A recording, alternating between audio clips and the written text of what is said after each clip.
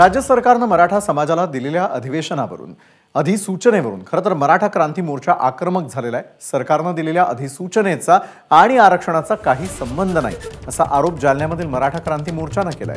सरकारनं मराठा समाजाची फसवणूक केली आहे आणि त्या विरोधात 17 फेब्रुवारीपासून छत्रपती संभाजीनगर विभागीय आयुक्त कार्यालयासमोर उपोषण करण्याचा इशारा मराठा क्रांती मोर्चानं दिलाय। तर लवकरच छत्रपती संभाजीनगर किंवा तुळजापूरमध्ये मराठा क्रांती मोर्चाची उपोषणाच्या स्वरूपाबद्दल बैठक पार पडेल।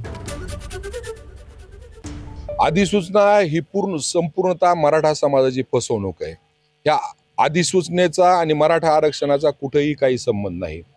जो कुणबी आहे, ज्याचं कुणबीत्व सिद्ध झालंय, त्याची नोंद सापडली, त्याला प्रमाणपत्र मिळालंय, तोच अर्ज राहणार आहे अशी त्यामध्ये व्याख्या केलेली आहे। पण जो कुणबी नाही तो त्यामध्ये अर्जच करू शकत नाही। आणि आमची जी चळवळ आहे मराठा समाजाला आरक्षण मिळण्यासाठी आहे।